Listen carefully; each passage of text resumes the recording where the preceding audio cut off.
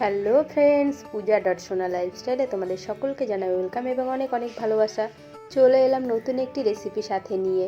তো আজকে আমি তোমাদের সাথে শেয়ার করব নতুন আলুর দম। তো দেখো, আমি এইখানে একই সাইজের ছোট ছোট নতুন আলু সিদ্ধ করে নিয়েছি, আর এখানে একটা বড় সাইজের পেঁয়াজ কুচিয়ে নিয়েছি, 4টে কাঁচা লঙ্কা নিয়েছি চিড়ে, আর 1 টেবিল স্পুন রসুন বাটা, 1 টেবিল স্পুন আদা বাটা, আর এইখানে নিয়ে নিয়েছি একটা বড় সাইজের টমেটো কুচি। দেখো, আমি এইখানে গ্যাসের ওভেনে কড়াই চাপিয়ে দিয়েছি এবং কড়াইতে তেল দিয়ে দিয়েছি। যেহেতু আমি আগে থেকে আলুটা সিদ্ধ করে নিয়েছিলাম, তাই জন্য আমি তেলটা গরম হয়ে গেলে তেলের মধ্যে আমি দিয়ে দিলাম দুটো গোটা গরম মশলা। গরম মশলাটা কেন দিলাম, কেন ফ্লেভারটা ভালো আসে। এবার আমি এই পেঁয়াজ আর লঙ্কাটা তেলের মধ্যে ছেড়ে দিলাম। পেঁয়াজ আর লঙ্কাটা তেলে ছেড়ে দেওয়ার পর ভালো করে নাড়াচাড়া করতে থাকবো, লাল হওয়া পর্যন্ত অপেক্ষা করব।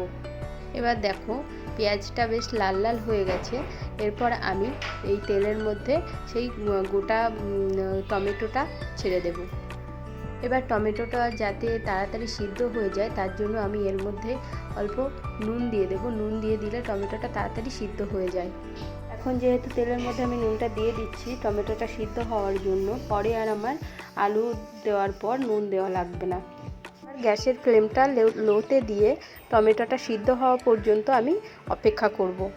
তো এবার দেখো, টমেটোটা একদম সিদ্ধ হয়ে গেছে, তেল ছাড়া শুরু হয়ে গেছে টমেটো থেকে। এবার আমি এর মধ্যে দিয়ে দেবো আদা রসুনের পেস্ট। আদা রসুনের পেস্টটা দিয়ে ভালো করে নাড়াচাড়া করতে থাকবো যতক্ষণ না আদা রসুনের কাঁচা গন্ধটা চলে যায়। এবার ভালো করে কষিয়ে নিয়ে আদা রসুনের কাঁচা গন্ধটা চলে যাওয়ার পর আমি এর মধ্যে দিয়ে দেব 1.5 টেবিল স্পুন মতো জিরের গুঁড়ো, আর দিয়ে দেব 1 টেবিল স্পুন মতো মিট মশলার গুঁড়ো। এবার মিট মশলাটা দেওয়ার পর এর মধ্যে আমি দিয়ে দেব 1/2 টেবিল স্পুন মতো মরিচের গুঁড়ো। মরিচের গুঁড়োটা দিলে আলুর দমের টেস্টটা খুব ভালো আসে এবং ফ্লেভারটাও ভালো আসে। তো এবার আমি সমস্ত মশলাগুলো তেলের মধ্যে দিয়ে ভালো করে কষিয়ে নেব। মশলা থেকে তেল ছাড়া পর্যন্ত অপেক্ষা করব। লাস্ট আমি 1 টেবিল স্পুন মতো হলুদের গুঁড়ো দিয়ে দেব। এবার আমি মশলাগুলো ভালো করে কষিয়ে নেওয়ার পর এর মধ্যে আমি 1/2 টেবিল স্পুন মতো চিনি দিয়ে দেব। চিনিটা দেব কেন, চিনিটা দিলে আলুর দমের কালারটাও খুব ভালো হয়, প্লাস টেস্টটাও অন্যরকম হয়ে যায়। তো দেখো, চিনি দিয়ে ভালো করে কষিয়ে নেওয়ার পর এবার আমি সেদ্ধ করা আলুগুলো মশলার মধ্যে ঢেলে দিলাম।